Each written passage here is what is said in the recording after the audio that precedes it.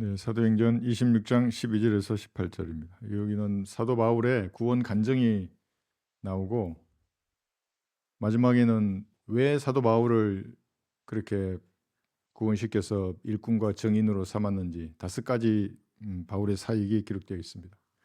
바울뿐만 아니라 모든 그리스도인들 구원받았잖아요. 이것을 위해서 사실은 주님이 부르신 것입니다. 그래 어떤 형태로든지 마지막에 18절에 나와 있는 사역에 여러분들이 참여해야 하는 것입니다. 12절부터 제가 읽겠습니다. 그 일을 위해 선임 제사장들로부터 고난을 위임받아 다마스커스로 가는 중이었는데, 오 왕이여, 정오의 길에서 내가 보니 해보다 더 밝은 빛이 하늘로부터 나와 나의 일행을 두루 비추더이다. 우리가 모두 땅에 엎드려 있을 때 한 음성이 내게 말씀하시는 것을 들었는데 히브리어로 말씀하시기를 사울아 사울아 어찌하여 내가 나를 박해하느냐, 가시체를 걷어차는 것이 내게 고통이라 하시기에 내가 말하기를 주여 누구시니이까 라고 하니 그가 말씀하시기를 나는 내가 박해하는 예수라. 일어나서 내 발로 서라. 이는 내가 이 목적을 위하여 너에게 나타났음이니 내가 본 것과 내가 너에게 나타나게 될 일에 대하여 너를 일꾼과 정인으로 삼고자 함이라. 그 백성과 이방인들로부터 너를 구해내어 이제 그들에게 보내서, 첫 번째 그리스도인의 사이라는 것은 뭐냐면 그들의 눈을 뜨게 하는 것입니다. 눈을 뜨게 하여 흑암에서 광명으로 사탄의 권세에서 하나님께로 돌아서게 하며 그들로 제사함을 받게 하고 내 안에 있는 믿음으로 거룩하게 된 사람들 가운데서 유업을 받게 하려는 것이라고 하였나이다. 바울의 5가지 사역이 바울에만 국한되는 것이 아니라 모든 구원받은 성도들도 이 5가지 사역을 유념해서 행해야 하는 것입니다. 구원을 받은 성도는 성경적인 구원의 간증을 누구나 다 가지고 있습니다. 누가 물어보면 내가 어떻게 예수님의 피로 내 죄가 용서되었는지 말할 수 있어야 하는 것입니다. 이것은 과거의 어느 날 성령께서 여러분의 몸에 행하신 그 영적인 할례에 대해서 말하는 것입니다. 예수님의 그 보배로우신 피로 죄가 용서된 사실을 내가 언제 어디서 어떻게 믿었는가를 그때의 상황을 말하는 것입니다. 기분 나쁜 일이 아닙니다. 그것은 난 누가 물어보면 말할 수 있어요. 언제든지. 사람마다 성격이 다르고 기질이나 성향이 다르기 때문에 그를 다루시는 하나님의 방법도 다릅니다. 그래서 구원의 간증이 같은 것은 하나도 없는 것입니다. 각자 다른 구원의 간증을 가지고 있는 것입니다. 여러분도 구원의 간증이 있죠? 들어보고 싶어요. 어떤 남자는 우리 교회에 와서 저 앞에서 구원 간증을 들어보고 싶은데 내가 간단히 말하고 어떻게 형제는 구원 받았냐고 그랬더만 성경을 3번 읽은 것이 구원 간증이래요. 그거 말고 계속 그렇게 우겼어요. 그럼 내가 구원 받은 것으로 쳐줬어요. 근데 결국에는 댓글에 저를 욕하고 나가버렸어요. 이상하잖아요, 그죠? 마귀의 자식이 의인들의 회중에서 얼마나 견딜 수 있겠습니까? 본문 12절에서 16절은 사도 바울의 구원 간증입니다. 바울은 그리스도인을 체포하여 고문을 했습니다. 혹독한 고문과 함께 강제로 예수님을 모독하는 말을 하게 하였습니다. 그 말이 뭔지는 써 있지 않지만 그 당시에 종교 지도자들은 예수님을 사생아로 얘기했거든요. 아마도 사생아로 말하라고 했을지도 모릅니다. 마리아를 창녀라고 했을지도 모릅니다. 그렇게 말하라고 고문했을지도 모르는 것입니다. 심지어 그리스도인에 대한 분노가 격양되어서 이제 외국에까지 추적하면서 체포하고 고문하려고 했던 것입니다. 스데판이 죽음을 당할 때는 살인자들과 한패가 되기도 했습니다.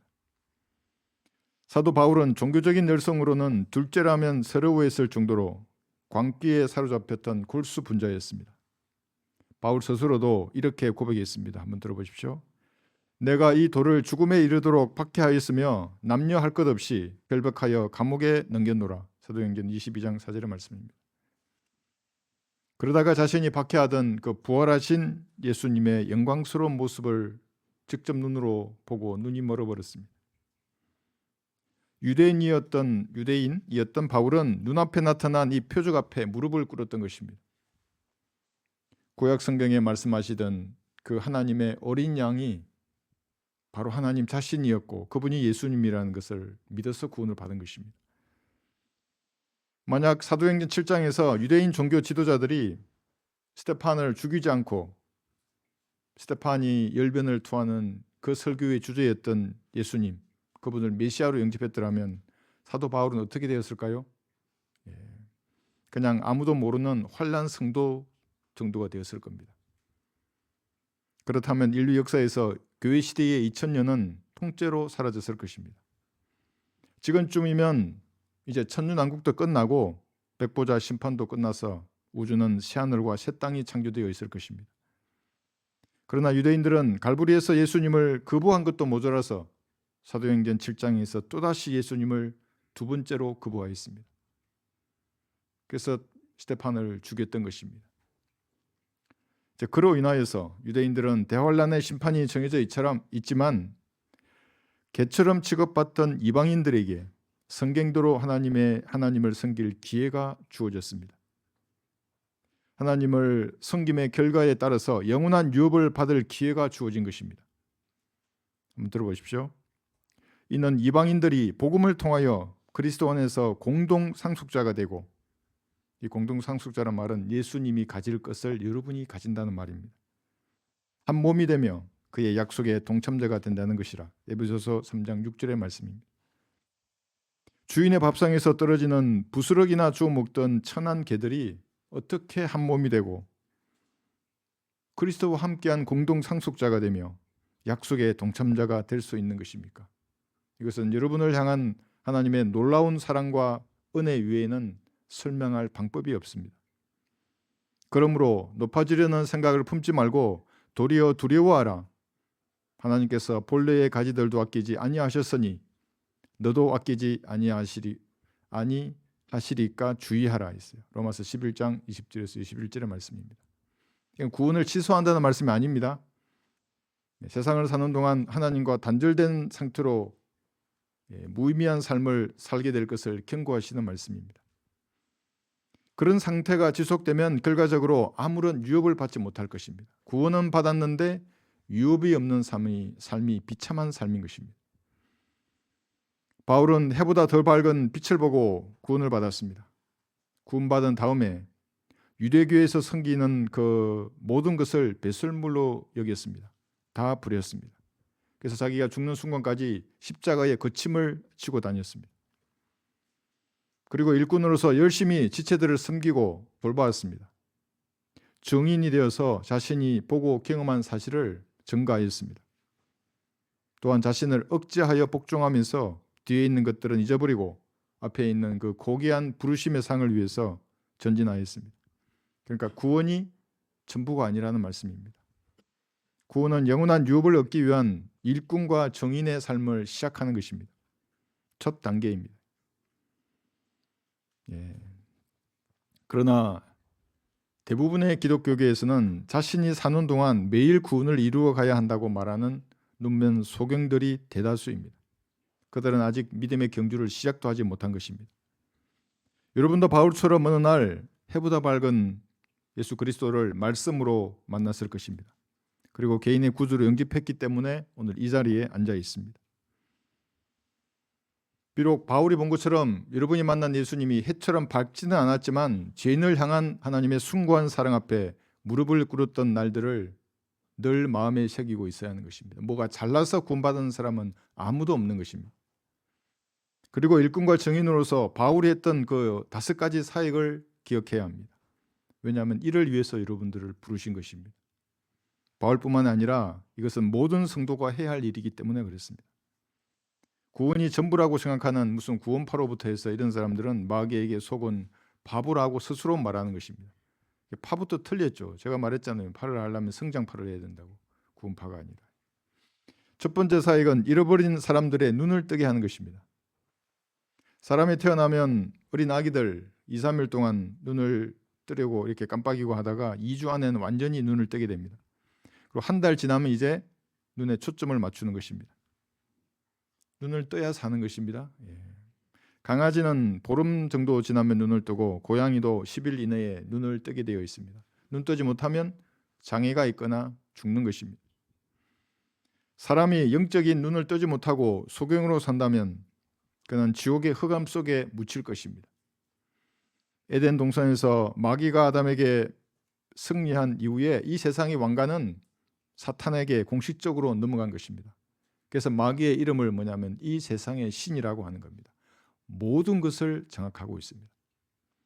악한 현 세상은 하나님의 허용하시는 뜻 안에서 마귀가 자신이 원하는 사람에게 권세와 영광을 주고 마귀가 원하는 사람이 통치하는 곳입니다. 대환란 때는 마귀가 직접 육신으로 나타나서 지구를 7년간이나 통치할 것입니다. 그러나 천년왕국은 다가오는 세상입니다. 그날에는 하나님의 허용하시는 뜻이 아니라 예수님의 직접적인 뜻에 따라 지구를 의의 철장으로 통치하실 것입니다. 그러니까 지금이 다르고 천년왕국 때가 다른 것입니다. 그렇다면 지금 대통령의 권한은 누가 주는 것입니까? 누가 임명하는 것입니까? 장관들, 국회의원, 시도지사, 시군구청장들, 장군들, 경찰의 고위직 간부들. 이 세상 권세가 어디서 나오는지 그 출처를 잃지 말아야 하는 것입니다. 그래서 카이사의 것은 카이사에게 주는 것입니다. 그리스도인은 권세자가 반성경적인 정책을 추진하지 못하도록 기도해야 하는 겁니다. 어떻게 기도하는 것입니까? 은혜의 복음을 막는 사람들이 호흡을 가져가도록 기도하는 것입니다. 주님은 아신다고요. 그렇게 복음을 막는 자들은 하나님의 대적들이기 때문에 구원받을 확률이 거의 없어요. 그런 사람들은. 북녘에 있는 동포들에게 영적인 눈을 뜨게 하는 이 사역을 방해하는 자들을 주께서 처리하도록 기도해야 하는 것입니다. 그러나 세상은 달콤한 환상에 잠겨 있습니다. 전부 소경들이에요. 약재 사이의 항류에 빠져 죽은 파리와 같은 신세들입니다. 흑암의 세력들이 그들의 눈을 완전히 가린 것입니다. 교육으로 눈을 가려버렸습니다. 그래서 박사학위가 있으면 하나님의 권위를 가졌다고 여기는 것입니다. 전혀 아닌데 문화로 사람들의 눈을 가려버렸습니다. 그래서 문화 권력을 장악한 사람들이 정치 권력도 장악하는 겁니다. 우리나라의 연예 문화 누가 장악하고 있어요? 이 정치 권력을. 세상 잡다한 학문이나 또 사상으로 사람들을 소경으로 만들어버렸습니다. 세상의 것으로 잘난 척하는 사람의 실상은 영적인 소경입니다. 잠시 후면 정해진 구덩이에 빠져서 흔적도 없이 사라질 것입니다. 그러나 누구든지 하나님이 주시는 구원을 선물로 받고 한글로 보존된 이 바른 성경을 올바로 나누어 공부한다면 영적 소경의 신세를 면할 것입니다. 이 세상의 신을 이길 만한 군사를 가진 사람은 그런 자연인은 한 명도 없는 것입니다. 한번 들어보세요. 그들 가운데 이 세상의 신이 믿지 않는 자들의 마음을 어둡게 하여 하나님의 형상이신 그리스도의 영광스러운 복음의 강체가 그들에게 비치지 못하게 하느니라. 고린도후서 4장 4절의 말씀입니다. 그러니까 소경으로 산다는 말입니다. 구원받지 않은 사람들은 모두 이 광채를 보지 못하는 소경들입니다. 마귀가 그런 덫을 씌워 놓는데 들어간다고요. 그대로. 나는 소경이라 하고 자랑하는 사람들. 세상 어떤 빛보다 더 밝은 갈보리 십자가에서 빛나고 있습니다. 어떤 빛보다 더 밝은 빛입니다. 이것은 소경의 눈을 뜨게 하는 영광스러운 복음의 강차인 것입니다. 여러분이 전도지를 들고 밖으로 나갈 때 뭐 하러 가냐 하면 소경의 눈을 뜨게 하러 나가는 것입니다. 복음의 밝은 빛이라고 이렇게 하나님이 땅에 내려오셨다고 창조주가 그분이 흘리신 피로 당신의 죄가 용서됐다고 말하러 나가는 것입니다. 소경들이 진리이신 예수님과 대면하기를 원하지 않기 때문에 복음의 강체가 그에게 비치지 못하는 것입니다. 나에게는 환하게 빛나는데 여러분의 삶의 동기와 목적이 이 빛이 밝혀주는 것입니다. 그런데 사람들은 알지 못합니다. 소경이기 때문에. 북한에 구원받기에 합당한 사람이 만약에 한 명도 없다면 주님이 소풍을 못하게 하시죠. 그러나 동토의 땅 어디선가는 은혜의 복음과 이 성경이 필요한 사람이 있을 것입니다. 이것이 저와 여러분의 믿음이라고 하는 겁니다. 2천만 명이나 넘는 사람들인데 그들이 해와 달과 우주의 삼라만상을 볼 거 아닙니까?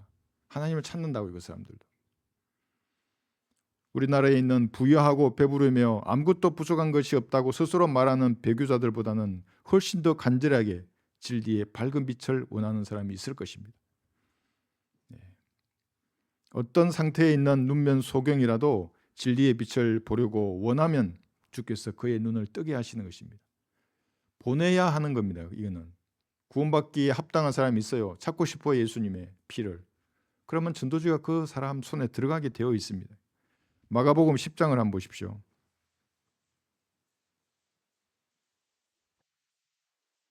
46절에서 52절을 보시면 조림 당시에도 눈을 뜨기를 원하는 소경의 눈을 고쳐주셨습니다. 지금도 마찬가지예요. 영적 소경들이 진짜로 원하면 누구든지 그의 눈을 뜨게 하실 것입니다. 마가복음 10장 46절을 보시면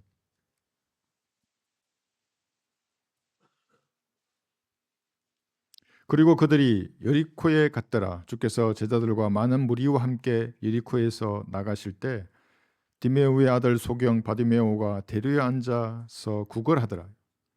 이것이 구원받기 전에 모든 사람의 실상이에요. 거지예요, 거지. 지금도 저는 어떤 거지가 다른 사람으로부터 호의를 받아가지고 감사하다고 하는 영상을 보면 내 마음에 감동이 온다고. 왜냐하면 제가 그런 거지였으니까. 40절을 보시면 마침 그가 나사렛 예수라는 말을 듣고 소리 지르기 시작하여 말하기를 다윗의 아들 예수여 나에게 차비를 베푸소서라고 하니 많은 사람이 그에게 잠잠하라고 꾸짖더라. 그러나 그는 더 크게 소리질러 다윗의 아들이여 나를 불쌍히 여기소서라고 하더라. 예수께서 멈춰서서 그를 부르라고 명하시니 제자들이 그 소경을 불러 말하기를 안심하고 일어나라 주께서 너를 부르신다고 하니 그가 겉옷을 던져버리고 일어나 예수께로 오더라. 예수께서 그에게 대답하여 말씀하시기를 내가 너에게 무엇을 해주기를 원하느냐고 하시니 그 소경이 말씀드리기를 주여 내가 보기를 원하나이다 라고 하더라. 예수께서 그에게 말씀하시기를 가라 내 믿음이 너를 낫게 하였느니라고 하시니 그가 즉시 보게 되고 그 길로 예수를 따르더라. 여러분이 여기까지 온 것도 주님께서 여러분의 눈을 보게 해주셨기 때문에 여기 오신 것입니다. 하나님의 자비는 갈보리 십자가에서 나타났습니다. 다른 곳에는 자비가 없습니다. 오직 두려운 심판만이 있는 것입니다. 예수님의 피를 의지하여 자기 앞에 나오는 어떤 영적 소경도 주께서는 그의 눈을 즉시 열어서 구원받게 하거나 바른 성경과 세대적 진리를 보게 하시는 것입니다.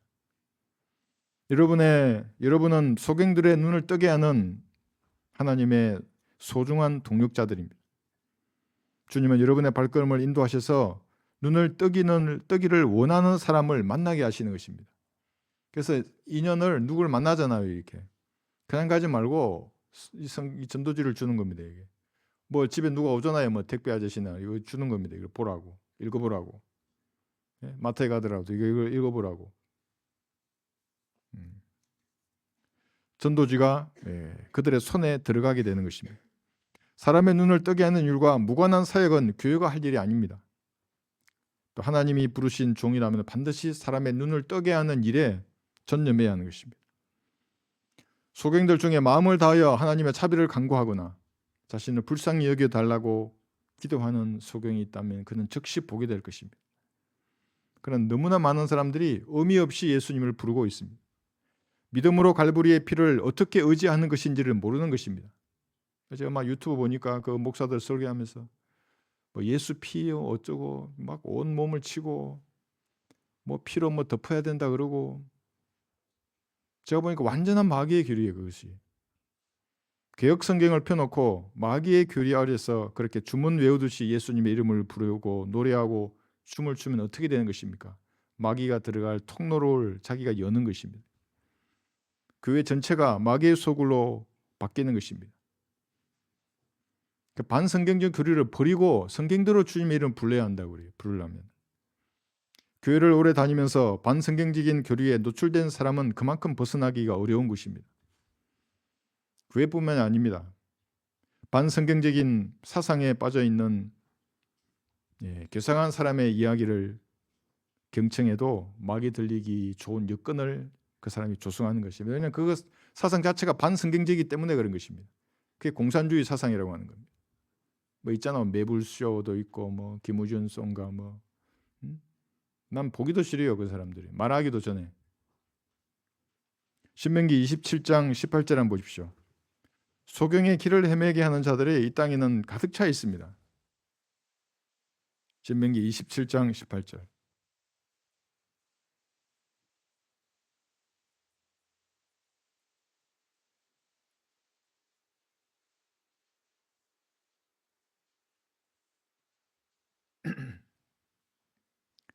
신명기 27장 18절에 보시면 소경에게 길을 헤매게 하는 자는 저주를 받으리라 할 것이요 모든 백성은 말하기를 아멘 할지니라. 바른 성경과 세대적 진리를 막는 사람들은 뭐 하는 사람들이에요? 소경에게 길을 헤매게 하는 자들이란 말입니다. 앞을 못 보는 소경을 바른 길로 인도하는 것은 당연한 일입니다. 그러나 너무나 많은 거짓 선생들이 소경에게 길을 헤매게 하고 소경을 따르는 자로 만들어서 둘 다 구덩이에 빠지게 만드는 것입니다.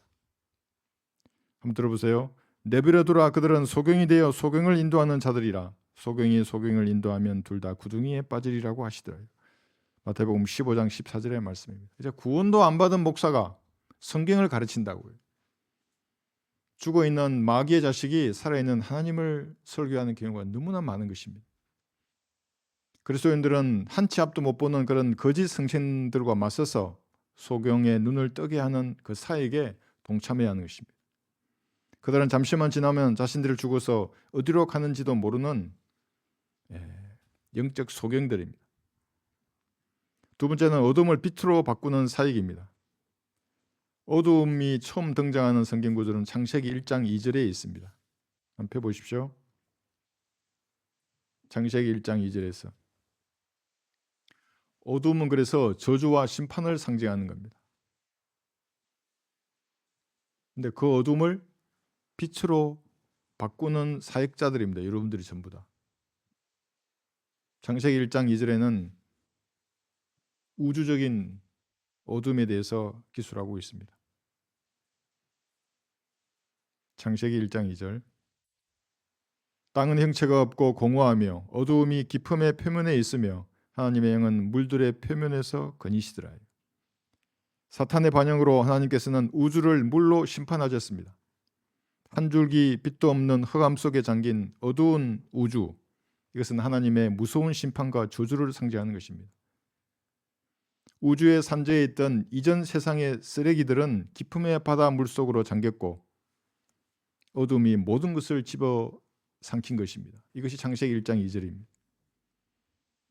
뿐만 아니라 예수님께서 지상에 재림하시는 그날을 예언할 때 성경은 흑암의 날이라고 말씀하십니다. 한번 들어보세요.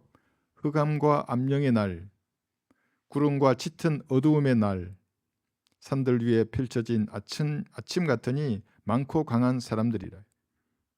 이렇게 해서 이제 쭉 예수님께서 지상 재림하시는 장면을 기술하고 있습니다. 흑암의 날입니다. 그날은. 대환란 때는 적 그리스도의 왕국이 흑암에 쌓이며 그들이 고통으로 자기 혀를 깨물고 자신들의 고통과 헌대로 인하여 하늘에 계신 하나님을 모독할 것이라고 계시록 16장에서 예언하고 있습니다. 그러니까 어둠은 이렇게 저주와 심판을 상징하는 것입니다. 죄를 지은 천사들 그리고 구원받지 못한 죄인들은 어디로 가겠습니까? 당연히 흑암 속 지옥으로 가는 것입니다. 흑암의 안개가 영원히 간직된 불못에 거할 것입니다. 그런데 예수님은 참 빛이십니다. 그리스도인은 빛의 자녀들입니다. 어둠과 정반대입니다. 너희가 한때는 어두움이었으나 이제는 주 안에서 빛이니 빛의 자녀들로서 행하라고 에베소서 5장 8절에서 말씀하고 있습니다. 데살로니가전서 5장 5절 한번 볼까요?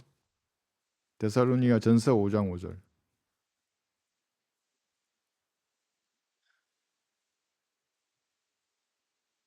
어둠을 빛으로 바꾸는 사역자들이 그리스도인들입니다. 데살로니가전서 5장 5절에 보시면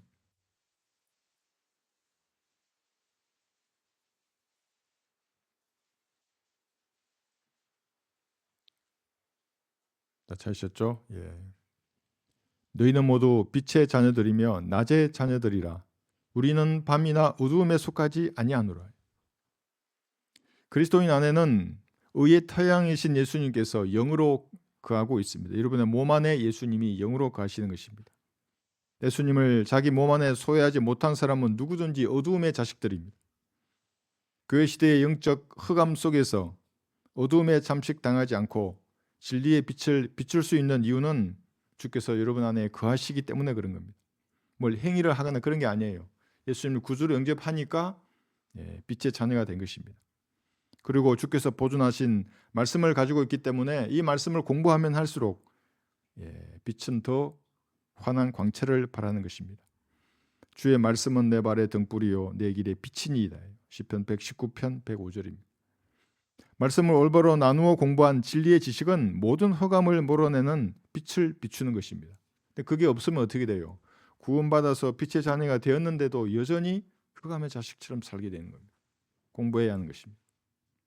어두움을 빛으로 바꾸는 성도는 우선 자신부터 빛의 갑옷을 입어야 합니다. 여러분 스스로 먼저 빛의 갑옷을 입어야 합니다. 한번 들어보십시오. 밤이 많이 지났고 낮이 가까웠느니라. 그러므로 어두움의 행위를 벗어버리고 빛의 갑옷을 입자요. 로마서 13장 12절입니다. 여러분의 신앙의 여정을 한번 생각해 보세요.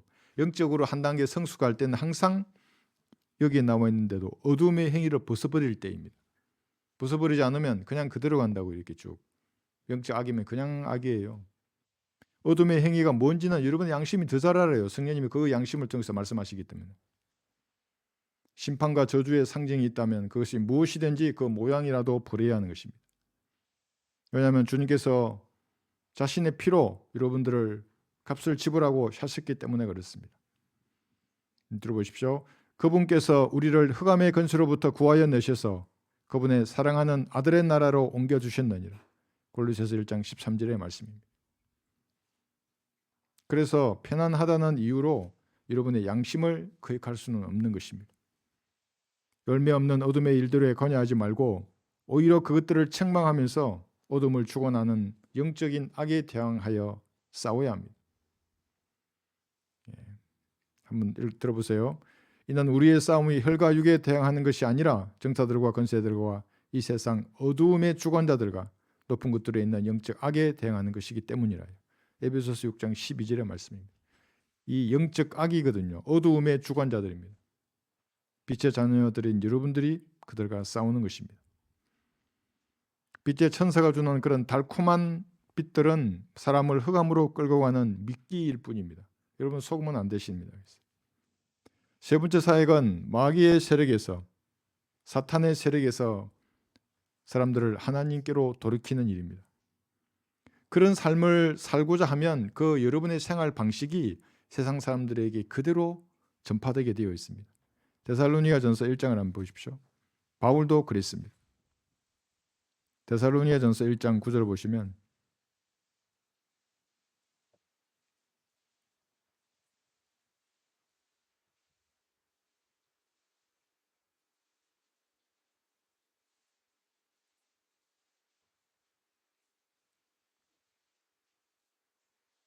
그러셨죠? 네. 9절. 그들이 우리에 관하여 스스로 말하는 것은 우리가 어떤 방법으로, 이 방법이 영어로 manner라는 말입니다. 너희에게 들어갔으며 또 너희가 어떻게 우상으로부터 하나님께로 돌아서서 계시며 참되신 하나님을 섬기는지와 또 하나님께서 죽은 자들로부터 살리신 그분의 아들 즉 다가올 진노로부터 우리를 구해내신 예수께서 하늘로부터 오심을 기다린다는 것이니라. 그래서 우상으로부터 돌아서서 하나님을 섬기면서 하늘로부터 오시는 예수님을 기다리는 것입니다. 마귀의 세력으로부터 빠져나와서 참되신 하나님을 섬기는 성도는 그 특정한 생활의 방식이 주변 사람들에게 알려지는 겁니다. 그래서 여기서 말하는 어떤 방법이라 그랬잖아. 이 방법으로 번역된 영어 단어 매너는 예의이기도 하고 생활의 방식이기도 하고 태도이기도 합니다. 바울의 생활 태도를 데살로니가 사람들도 배웠기 때문에 참되신 하나님을 섬기면서 예수님을 기다렸던 것입니다. 말로만 휴거를 강조하는 종교인들은 그래서 거짓말쟁이들입니다. 데살로니가 성도들은 바울처럼 예수께서 하늘로부터 오심을 기다렸던 것입니다. 왜냐하면 바울의 생활 방식이나 태도가 그대로 데살로니가 교인들에게 영향력을 미쳤기 때문에 그런 것입니다. 그들의 생활 방식이나 삶을 사는 방법은 세상 사람들과 완전히 달랐습니다. 왜냐하면 마귀의 세력 밑에서 종로를 타다가 하나님께로 돌이켰기 때문에 그런 겁니다. 근데 변화가 명확하잖아요. 구원받기 전과 후가. 근데 아무런 변화가 없다면 이게 무슨 말입니까? 그죠? 시편 130편 6절 한번 보십시오.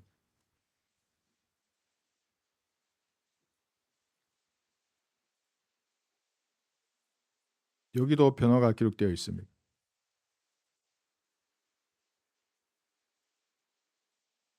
저는 총각 때 구원받고 나서 부대가 출동을 한다고요. 부대가 이제 하기 전에 모여가지고 막 얘기하고 막 그러거든요. 내 마음속에 무슨 생각이 드냐면 여기서 그냥 다 같이 기도하고 가면 얼마나 좋을까. 하나님 앞에 하나님 안전하고 무사하게 돌아오게 해달라고 이렇게 기도하고 또 하나님 보호해 주시고 갔더니 얼마나 좋겠네 이런 마음이 드는 것이거든요. 그것이 생활의 방식으로 이제 드러나야 돼요. 마음만 그렇게 먹으면 안 되고. 130편 여기 6절 보시면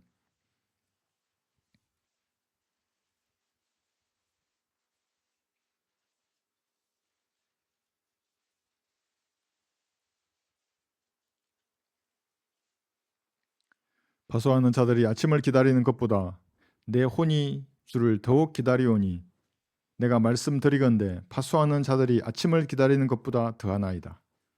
여러분도 그러신가요? 이것이 맨으로 드러나야 한다고요. 그러면 주변 사람들이 알게 된다. 뭐가 이상한데? 나와 같지 않은데? 저 사람 가진 건 뭐지? 교리적으로 이 말씀은 대환란 때에 유대인들이 메시아를 기다리는 말씀입니다. 7년 후 3년 만 얼마나 힘들어요. 그렇죠? 영적으로는 흑암의 세력으로부터 구원받아서 하나님께로 돌이킨 그리스도인들에게도 얼마든지 중요할 수 있는 말씀입니다. 이 기다림은 파수하는 자들이 아침을 기다리는 것보다 더한 기다림입니다. 여러분 파수 안 해보셨죠? 저도 군대 생활 처음 할 때 정말 따뜻한 햇살을 그렇게 기다린다고요. 밤새 돌아가면서 밀어내기식으로 근무를 쓰거든요. 12시 들어가면 새벽 6시까지 잠 안 자고 돌거든요. 얼마나 새벽을 기다리겠습니까? 주께서 다시 오시면 저도 모든 무거운 짐을 벗고 주님을 만나는 것입니다. 성경적 기다림이 생활의 방식이 되어서 주변 사람들에게 알려지는 것은 봄날에 꽃향기가 바람을 타고 흩날리듯이 당연한 것입니다. 숨길 수 없는 것입니다. 그리스도인의 삶의 방식은 마귀의 세력 밑에 사는 사람들에게는 사망의 악취로 여겨질 것입니다. 주님은 그것을 원하시기 때문에 그런 향기를 여러분들이 바라야 합니다. 그러나 어떤 사람들에게는 여러분의 삶의 방식이 생명의 향기가 되는 것입니다. 정녕 이 사람들에게는 사망에 이르는 사망의 향기이나 저 사람들에게는 생명에 이르는 생명의 향기라. 누가 이런 일들을 원만히 감당하겠느냐. 고린도후서 2장 16절입니다. 여러분이 주님의 능력으로 이 일을 감당해야 하는 것입니다. 주께서 여러분을 마귀의 세력에서 하나님께로 돌이키셨기 때문에 그런 것입니다. 마귀의 세력 아래에 있다면 그럴 수 없죠. 그가 원하는 대로 해야죠. 근데 우리는 빠져나온 사람들. 사는 동안 이러한 증거가 양심에 고스란히 남아 있을 것입니다. 이 증거는 구원받은 성도만이 가지는 증거입니다. 고린도후서 1장 여기 12절 한번 보십시오. 양심의 증거입니다. 고린도후서 1장 12절에서 우리의 자랑이 이것이니 우리의 양심의 증거라. 이는 우리가 진지함과 경건한 성신함으로 하되 육신의 지혜가 아닌 하나님의 은혜로 세상에서 행하고 또 너희를 위하여 보다 풍성히 행한 것이라. 그래서 마귀의 세력에서 하나님께로 돌이킨 성도는 성경대로 하나님을 섬길 뿐만 아니라 양심에 따라 예수님께서 하늘로부터 오심을 기다리는 삶을 살아야 하는 것입니다. 다 안다고요, 사람들이 그냥. 이렇게 실행하지 않는 교회는 하나님과 전혀 상관없는 곳입니다. 그 땅의 끝맛을 바라보게 만든다고 교회라는 것이. 하나님과는 무관한 곳입니다. 네 번째 사역은 제사함을 받게 하는 것입니다. 죄를 용서받게 하는 것. 이 일에 여러분도 참여해야 합니다. 성경에는 각기 다른 세대의 사람들에게 서로 다른 제사함의 방법을 기록하고 있습니다. 만약 어떤 사람이 마음을 잘못 먹어서 그 사람의 지식 가운데 하나님 두기를 싫어하거나 교만한 마음을 품을 수 있습니다. 모든 인간의 마음을 아시는 주님께서는 그 사람의 마음의 생각에 따라 합당하게 응답하실 것입니다. 그래서 마음이 부패한 사람은 자기 세대가 아닌 다른 세대의 구원 계획을 붙잡는 것입니다. 그리고 지옥으로 가는 것입니다. 그럼 누가 지옥으로 보냈어요? 그 사람의 마음의 상상입니다. 생각이고. 어떤 목사는 물 침례를 받아야 죄사함을 받는다고 가르칩니다. 성경에도 나와 있잖아요. 사도행전 2장 38절에서 유대인의 침례를 지금 이 교회 시대에 한국 사람에게 말하는 사람입니다. 어떤 목사는 죽는 순간까지 믿음과 계명을 끝까지 지켜야 죄사함을 받는다고 가르쳤습니다. 제가 다 들은 말이에요. 이게 죽는 순간까지. 제가 늘 말씀드렸잖아요. 죽는 줄 알고 다 자백했는데 안 죽고 두세 시간 살면서 또 더러운 생각을 하면 어떻게 되는 거죠, 그러면? 어떤 목사는 표를 받지 말고 주사도 맞지 말고 구원의 방주인 자기 교회를 떠나지 말라고 가르치는 자도 제가 보았습니다. 자기 교회가 구원의 방주래요. 거기가. 떠나면 구원을 잃어버리고 그 들어가야 산다고 말하는 겁니다. 어떤 목사는 천국에 가는 믿음이 다르기 때문에 천국에 들어가려고 그러면 산상수훈을 지켜야 제사함을 받는다고 주장하는 것을 제가 들었습니다. 그러니까 매일 두세 시간 산상수훈을 묵상한대요. 그러면 지킬 수 있나요? 산상수훈을 매일 두세 시간씩 묵상하면? 불가능한 일입니다. 천윤왕국 때에는 가능하겠죠. 불가능하다고. 지금 마귀가 너무나 조직적으로 개입하기 때문에. 어떤 사람은 예수님의 피가 율법에 흐르기 때문에 율법을 지켜야 피를 믿는다고 가르치고 있습니다. 책도 썼어요, 그 사람이. 근데 하도 진짜 개성에서 내가 댓글 한번 남겨봤거든요. 말도 안 되는 말을 하고 있는 것입니다. 그러니까 이 사람들은 죄사함이 뭔지를 모르는 사람들입니다. 쉽게 말하면 전부 미친 사람들이에요. 성경은 의인은 믿음으로 말미암아 산다고 기록하고 있습니다. 이게 무슨 믿음입니까? 갈보리에서 흘리신 예수님의 피를 믿는 믿음인 것입니다. 율법에 따르면 그의 모든 것이 피로서 정결케 되나니 피 흘림이 없이는 제사함이 없느니라요. 히브리서 9장 22절입니다. 율법 하에서는 동물의 피가 있었고 은혜 아래에서는 하나님 자신의 피가 갈보리 십자가에서 흘렸습니다. 2000년 전에 흘려진 피가 어떻게 지금 이렇게 역사할 수 있는 것입니까? 믿음으로 가능한 겁니다. 그것이. 그래서 의인은 믿음으로 산다는 거예요. 그게 너무나 간단하다고요. 인간들이 이걸 막아서 그렇지. 아브라함은 자신도 무엇인지도 잘 모르는 상태에서 하나님의 어린 양에 대해서 말하였고 모세는 이것을 영감으로 성경에 기록하였습니다. 창세기 22장 8절 한번 보십시오.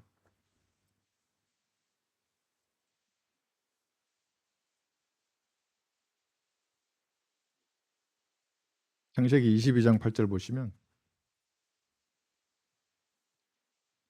이 성경 구조를 바꾸는 성경은 성경이 아니에요. 뭐 개역 성경도 이상하게 해놓고 검정록도 그렇고 창세기 22장 8절에서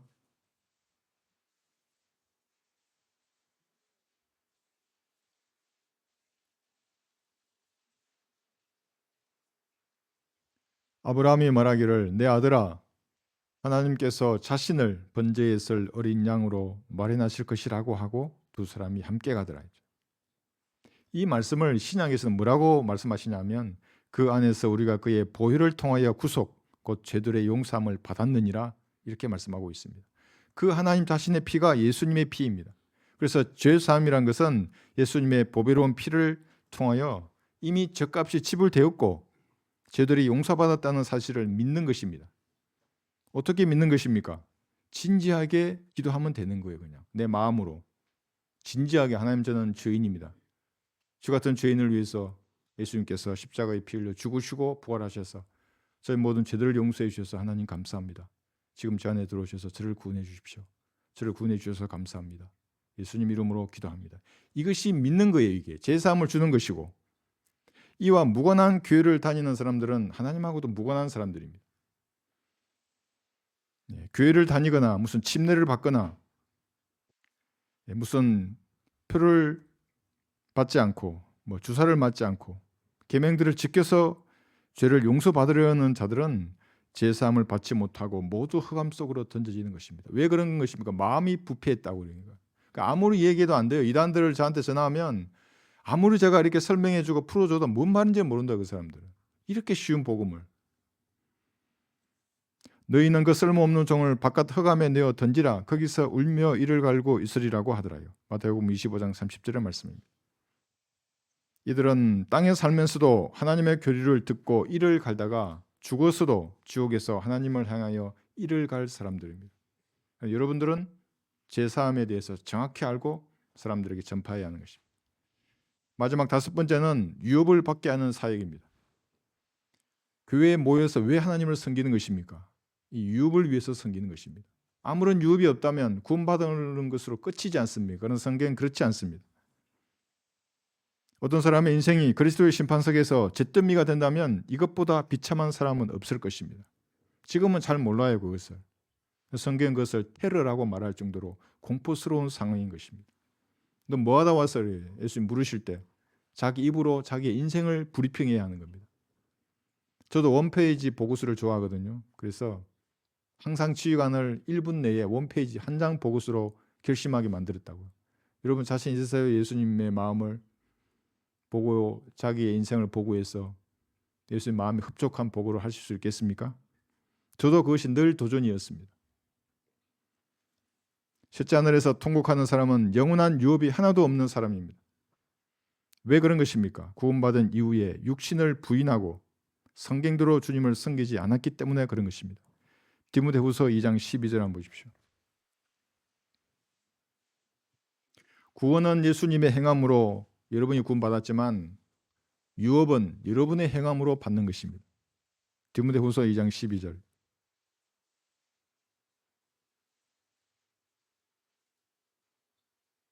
참아야 하는 겁니다.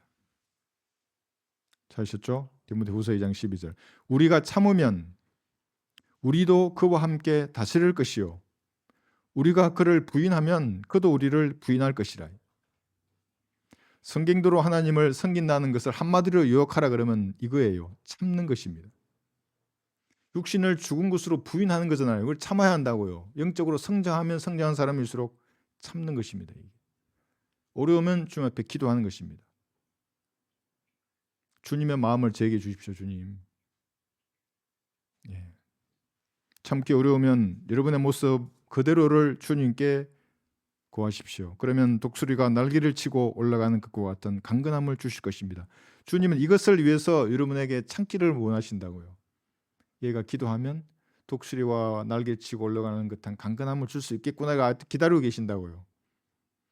쓰러지지 않고 끝까지 참는다면 천년왕국에서 여러분들은 주님과 함께 다스릴 것입니다. 그러나 그리스도인이 해야 할 이런 사역들을 망각하고 주님을 부인한다면 주님께서도 여러분의 통치를 부인하실 것입니다. 로마서 8장 한번 보십시오.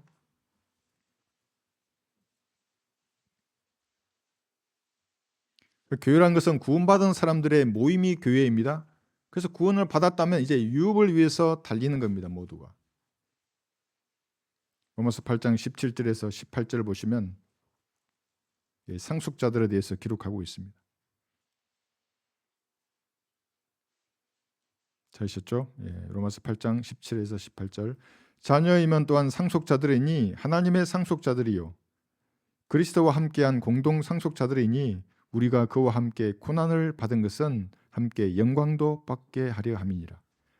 이는 현재의 고난들이 우리에게 나타나게 될 영광에 감히 비교되지 못한다고 내가 여기기 때문이라. 현재의 고난과 여러분이 받을 미래의 영광은 감히 비교조차 될 수 없는 것입니다. 바울은 셋째 하늘을 다녀와서 다가오는 영광을 조금 보았습니다. 그러나 여러분들은 성경을 통하여 더 많은 영광을 믿음으로 볼 수 있는 것입니다. 셋째 하늘의 방향이나 위치나 내부 구성도 알 수 있고 새 하늘과 새 땅도 알 수 있고 새 예루살렘 도성도 알 수 있고 영원 세계에서 일어난 일들도 믿음의 눈으로 볼 수 있는 것입니다. 사실은 바울보다 더 높은 향상된 진리의 지식을 여러분들이 알 수가 있습니다. 그래서 현재의 고난은 여러분이 받을 그 유업에 감히 비교조차 되지 못하는 것입니다.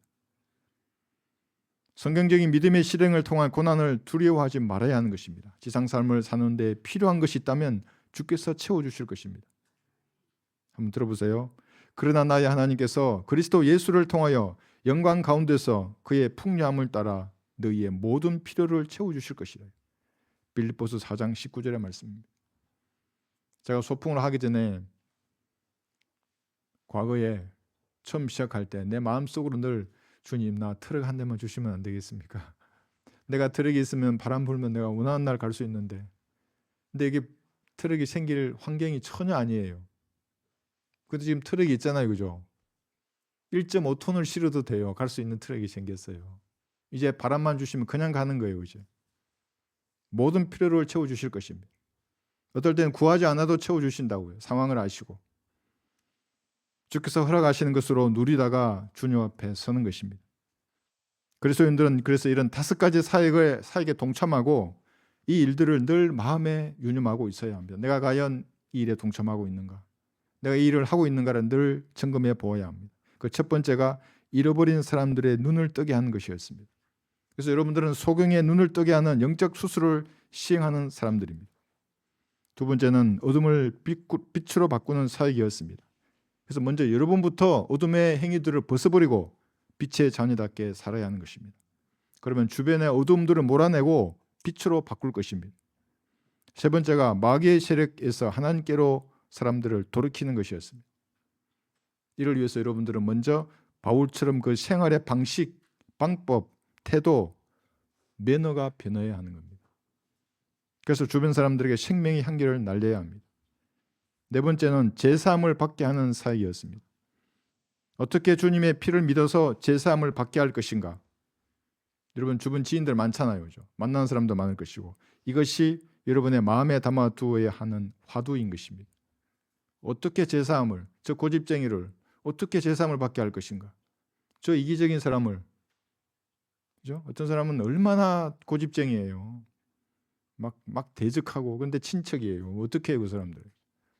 여러분의 화두로 마음에 자리 잡고 있어야 하는 것입니다. 다섯 번째는 유업을 받게 하는 사역입니다. 성도가 유업을 받지 못하게 하는 교회는 하나님의 피로 세우신 교회도 아니고 하나님이 부른 종도 아닌 것입니다. 그래서 어떤 행태로든지 교회는 유업을 위해서 달려가야 합니다. 성경대로 주님을 섬기고 주님이 열어주시는 문을 통해서 앞으로 나아가는 것입니다. 유업의 상을 위해서. 이 점을 유념하시고 하시는 그런 귀한 성도들이 되시기를 바랍니다. 찬송가는 다 같이 기도하시겠습니다.